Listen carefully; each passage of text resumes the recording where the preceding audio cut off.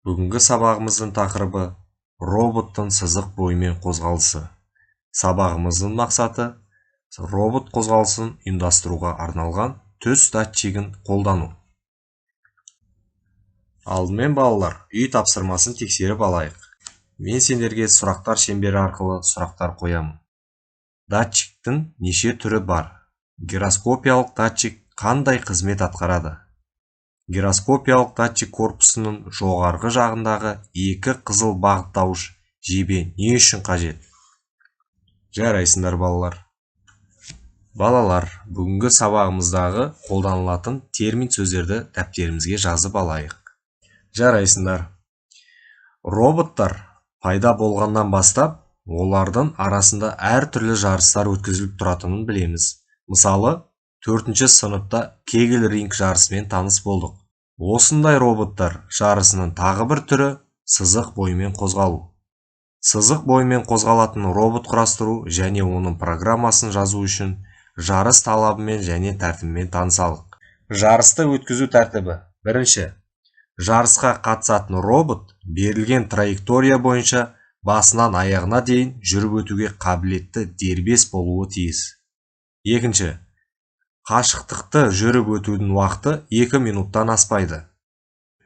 Үшінші, жарыс кезінде робот жолдың қара сызығы бойымен қозғалып, аз уақыт ішінде ең көп ұпай жинауы керек. Роботқа қойылатын талаптар. Робот дербес болуы тиіс. Роботтың өлшемі 25 сантиметрден аспауы қажет.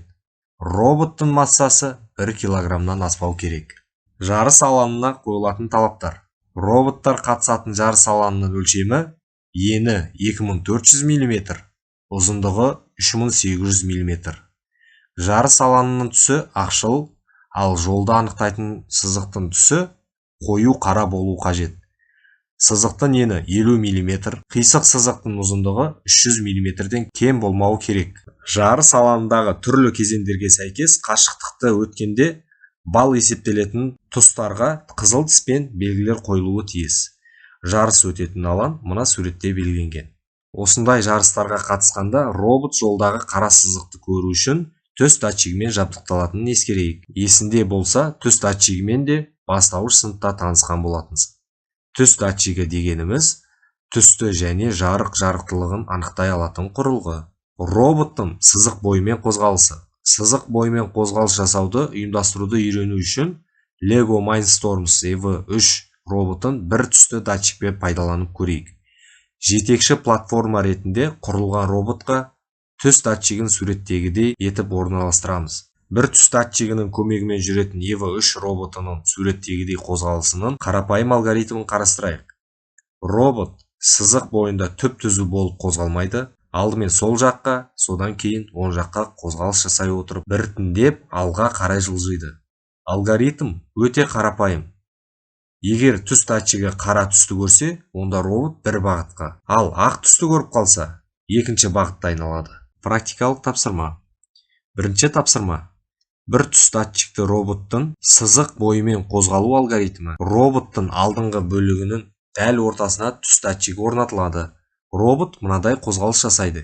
Егер робот датчигін қара сызыққа кірсе, онда ол бірінші мотормен бұрылып шығады. Екінші, егер ол датчигімен қара сызықтан шығып кетіп, сызықты көрмей қалса, онда ол екінші мотормен сызыққа қайта бұрылыс жасап кіреді. Робот қара сызық бойымен иір сызық жасап қозғалады.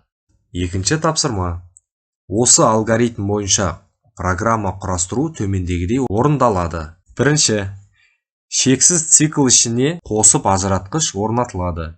Екінші, қосып ажыратқышта төс датчигін таңдаймыз.